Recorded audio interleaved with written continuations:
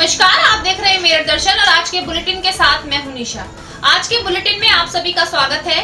मैं अपने चैनल मेरठ दर्शन चैनल के माध्यम से आपसे एक अपील करना चाहूंगी और कहना चाहूंगी कि सभी संस्थाएं जहां छात्रों की फीस माफी के लिए आगे आ रही हैं, अभिभावक फीस माफी के लिए आगे आ रहे हैं और कहा जा रहा है कि बच्चों के स्कूल की कोरोना काल की फीस माफी की जाए। क्या एक भी संस्था ने उन अध्यापकों की या अध्यापकों की ओर ध्यान दिया, टीचर्स की ओर ध्यान दिया जो स्कूल में काम कर रहे हैं और उनको भी फरवरी से सैलरी नहीं मिली है? संस्थाओं ने भी उनके बारे में नहीं सोचा। जो स्कूल में चला रहे हैं, स्कूल के मालिक हैं, उन्होंने भी अपने टीचरों के बारे में नहीं सोचा। उन्होंने भी बहुत से टीचर्स को हटा भी दिया है और बहुत से टीचर्स को फरवरी से सैलरी नहीं मिली, जिसके कारण आपको आज मैं एक न्यूज दिखाऊंगी कि ऐसे कदम उठाने पड़ रहे हैं टीचर्स को कि आत्महत्या, आर्थिक तंगी जो बढ़ गई है, जिसके कारण आत्महत्या या डिप्रेशन का शिकार हो रहे हैं। टीचर्स जब काम करती थी, जब उन लोगों को मुनाफा होता था, संस्थाओं को मुनाफा होता था, तो क्या टीचर्स को सैलरी बढ़ाकर दी जाती थी? जी नहीं। अगर आज स्कूल में बच्चे नहीं हैं, बच्चों की फीस नहीं आई है, तो टीचर्स की गलती कहां पर है जो उनको हटा दिया गया है या उनको सैलरी नहीं दी गई है? तो आप लोगों से मैं अपील करना चाहूंगी, जहां आप बच्चों की फीस माफी की आवाज उठा रहे हैं, क्या किसी भी संस्था ने एक भी आवाज ये उठाई है कि टीचर्स को भी सैलरी मिलनी चाहिए? बहुत से टीचर्स ऐसे हैं जिनका घर परिवार स्कूल की सैलरी से ही चलता है। बहुत से जेंट्स टीचर भी ऐसे हैं कि जो स्कूलों में ही नौकरी करते हैं और उनकी सैलरी से ही उनका परिवार चलता है, लेकिन मार्च में लॉकडाउन होने की वजह से फरवरी की सैलरी भी नहीं मिल पाई थी। तो इस चीज का आप लोग अनुमान लगा सकते हैं कि सब बच्चों की ओर तो सोच रहे हैं, व्यापार की ओर सोच रहे हैं, हर तरफ सबकी निगाह जा रही है, लेकिन उन अध्यापकों की ओर निगाह क्यों नहीं जा रही है जो बच्चों की नींव रखते हैं, बच्चों को पढ़ाते हैं और पूरी मेहनत और लगन के साथ संस्था को आगे बढ़ाते हैं। लेकिन कोई भी संस्था आगे आकर टीचर्स को सैलरी देने के लिए तैयार नहीं है।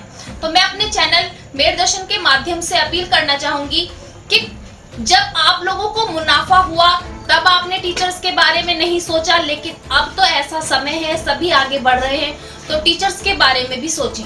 आज के समाचारों के प्रायोजक हैं खेमचंद पहलवान, पूर्व सदस्य Uttar Pradesh Congress committee, Arvind Kumar Gupta, Marwari Bhoj, metro plaza, Delhi road, Meerut, doctor Beena Rani Agarwal, समाज सेविका, और सह प्रायोजक हैं VGS पब्लिक स्कूल, पंचगांव, गढ़ रोड, मेरठ, माधुरी डांस एकेडमी, पल्लवपुरम, मेरठ। अब नजर डालते हैं दिन भर की तमाम हेडलाइंस पर, जिसके प्रायोजक हैं zoom digital movie world.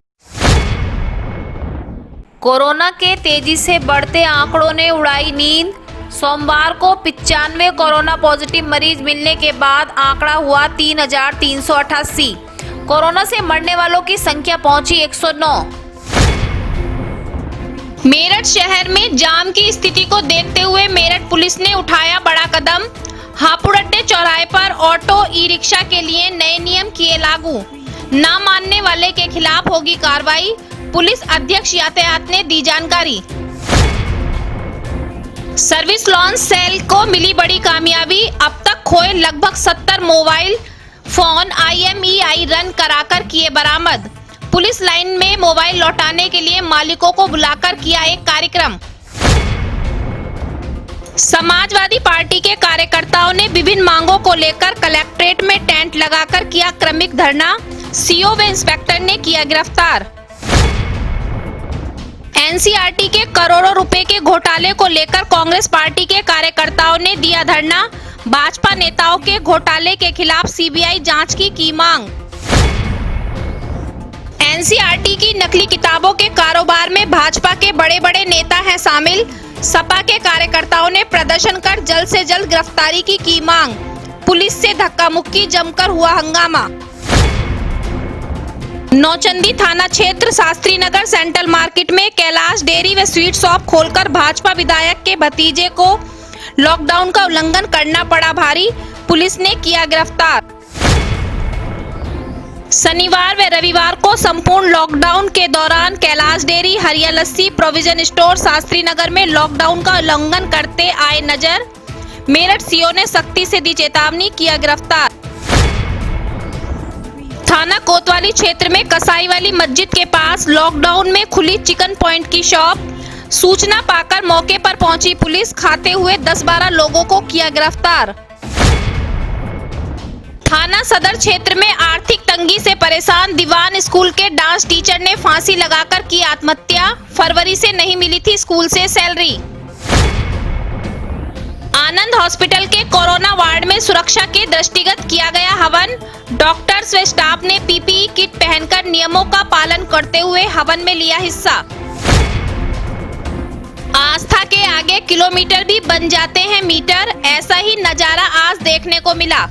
Shamli से कलकत्ता माता के दर्शन करने पैदल जा रहे दो महाराज। दूसरे कारपोरेट क्रिकेट लीग 2020-21 में मेरठ वॉरियर्स ने गली बॉयज को 63 रनों से हराकर जीता मैच।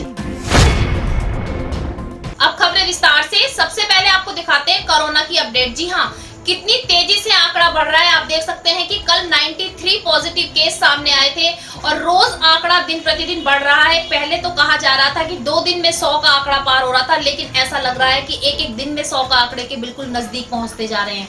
कितनी सतर्कता बरती जा रही है, सभी को नियमों का पालन करने के लिए भी कहा जा रहा है, लेकिन कोरोना पॉजिटिव मरीजों का आंकड़ा रुक नहीं रहा है। तो देखते हैं कि आज की कोरोना अपडेट क्या है, कितने पॉजिटिव केस सामने आए हैं, कितने नए हैं और कितने पुराने मरीजों से जुड़े हुए हैं। मेरठ में दिन पे दिन कोरोना की संख्या में हो रही बढ़ोतरी, रोजाना टूट रहे रिकॉर्ड।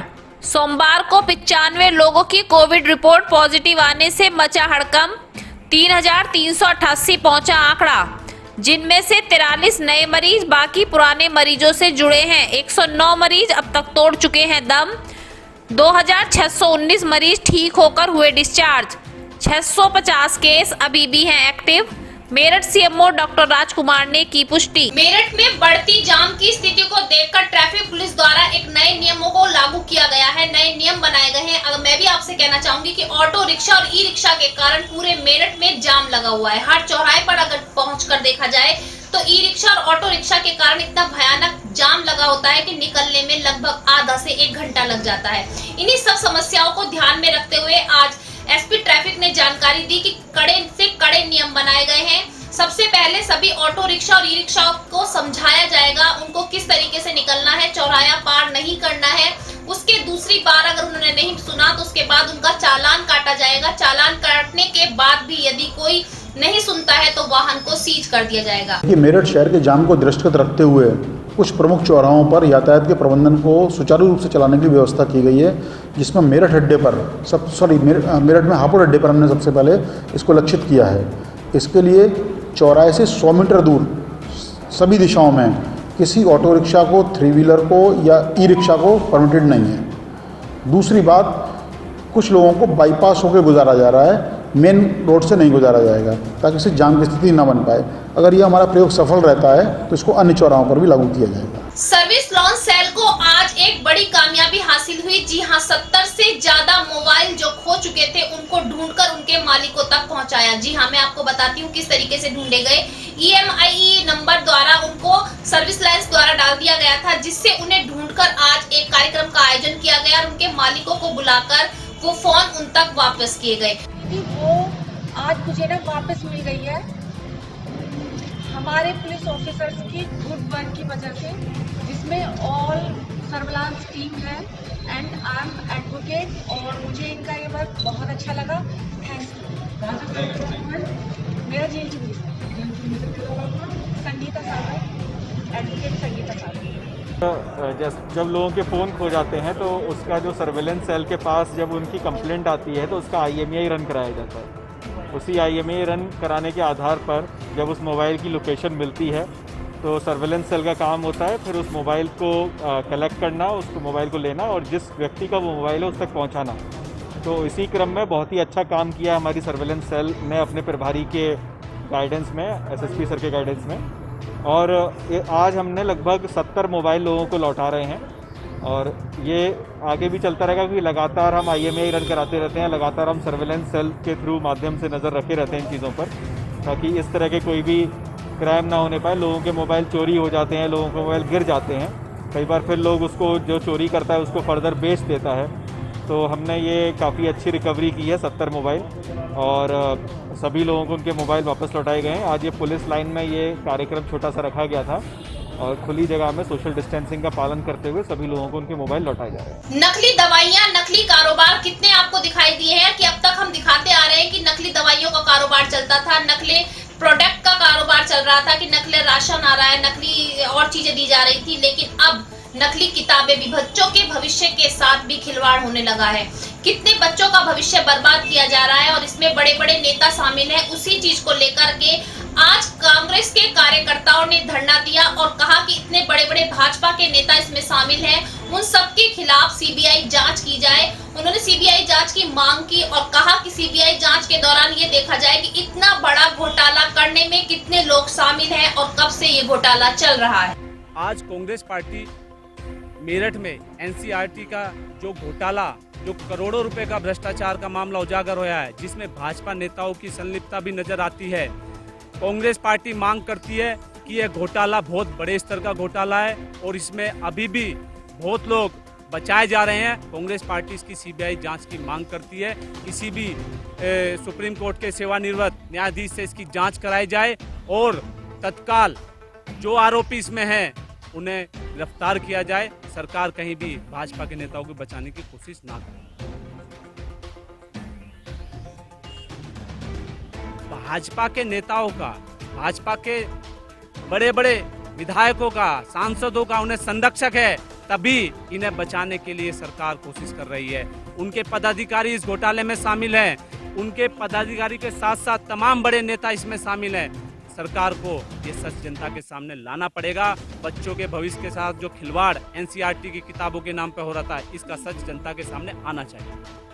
लॉकडाउन के चलते जहां सभी की आर्थिक स्थिति खराब थी, सभी जानते हैं कि सभी का व्यापार बंद था, सभी अपने घरों में थे, केवल अपनी जमा पूंजी ही खा रहे थे। लेकिन वहां भी अब लॉकडाउन खुलने के बाद व्यापारियों की मार्केट भी खुल चुकी है, सभी के लॉकडाउन के बाद काम चल चुके हैं। लेकिन एक शिक्षक वर्ग ऐसा है जिसे अभी तक सैलरी नहीं मिली है। जी हाँ, आर्थिक तंगी से तंग आकर आज दीवान स्कूल के डांस टीचर ने आत्महत्या कर ली। आपको बताते चले कि वो आर्थिक तंगी से परेशान थे और 5 दिन पहले अपने स्कूल में भी गए थे कि उन्हें फरवरी से सैलरी नहीं मिली है, क्योंकि फरवरी में सैलरी देनी थी मार्च में, लेकिन मार्च से लॉकडाउन चल रहा था, जिसके कारण से स्कूल वालों की तरफ से अभी तक कोई भी सैलरी नहीं दी गई थी, जिसके कारण उनके साथ आर्थिक तंगी चल रही थी और आर्थिक तंगी से डिप्रेशन के कारण उन्होंने आत्महत्या कर ली। बताया जा रहा है कि दीवान पब्लिक स्कूल ने लॉकडाउन के चलते प्रधानमंत्री कोष में 51,000 रुपए की डोनेशन भी दी थी, लेकिन टीचरों के लिए सैलरी नहीं है। सभी टीचर्स को फरवरी से सैलरी नहीं दी गई है। कुछ दिन से परेशान चल रहा था, काफ़ी दिन से पता नहीं कुछ ना कुछ टेंशन में रहता था, आए दिन कुछ ना कुछ। कल परसों रात उनने इस तरह का काम कर लिया, पता लगा हमें कल शाम को पता लगा इस चीज़ के बारे में। स्कूल की तरफ से कोई नहीं आया अभी यहाँ पे, बस सैलरी के लिए फ़ोन करता रहता था इधर उधर। बाकी की सैलरी कभी प्रिंसिपल वाइस प्रिंसिपल कभी मेरे सामने ही फ़ोन मिलाता रहता था कि भाई सैलरी करवा दो, सैलरी करवा दो। बहुत दिन हो गए, जरूरत तो रहती है, घर में जरूरत पड़ती है, उन सब चीज़ों को देखते हुए। आस्था के आगे सब कुछ फेल है। जी हाँ, किसी ने सच ही कहा है कि अगर मन में आस्था हो तो रास्ते भी छोटे हो जाते हैं, भगवान दर्शन दे जाते हैं और बहुत सारी ऐसी घटनाएं हो जाती हैं जिस पर हम यकीन भी नहीं कर सकते। ऐसा ही नजारा आज सामने आया। 2 महाराज आज पैदल चलते नजर आए और माता के दर्शन के लिए जाते नजर आए। ये नजारा आज हमारे मेरठ दर्शन चैनल की टीम ने कैमरे में कैद किया और जाना कि किस तरीके से वो मंदिर जा रहे हैं, कौन से मंदिर जाना है। मैं आपको बताती हूँ कि शामली से कलकत्ता पैदल चलकर 2 महाराज जा रहे हैं। उनका कहना है कि प्रत्येक वर्ष वो इसी तरीके से पैदल जाते हैं काली माता के मंदिर में दर्शन करने के लिए। सबसे बड़ी बात मैं आपको बताती हूँ कि कलकत्ता और शामली के बीच का जो डिस्टेंस है कम से कम 1350 किलोमीटर का है, जिसको केवल वो पैदल चलकर पार करेंगे। दूसरी बात मैं आपको बताती हूँ कि उन्होंने कहा कि जब तक वो काली माँ के मंदिर नहीं पहुंच जाएंगे तब तक वो अन्न ग्रहण नहीं करेंगे, केवल रास्ते में पानी फल फ्रूट खाकर ही मंदिर तक पहुंचेंगे। तो आप देख सकते हैं कि किस तरीके से आस्था आज भी जिंदा है और आस्था के चलते हम कुछ भी कर सकते हैं। तो दिखाते हैं जो हमारी टीम ने नजारे कैमरे में कैद किए। सेवादास। कहाँ से आ रहा हो, कहाँ जा रहा हो? का सेवा खुद से आए हुए हैं, कलकत्ता हमें जाना है माँ काली के दर्शन करने, पैदल ले आते हैं। कितने दिन हो गए आपको आए हुए और कितने दिन वहाँ पहुँचोगे? 4 दिन हमें आए हुए होंगे। आज के बुलेटिन में बस इतना ही। तेज और ताजा खबरें जानने के लिए देखते रहिए मेरठ दर्शन। यदि आप भी हमारे साथ जुड़ना चाहते हैं तो नीचे दिए गए नंबर पर संपर्क करें और सब्सक्राइब करें MD न्यूज मेरठ।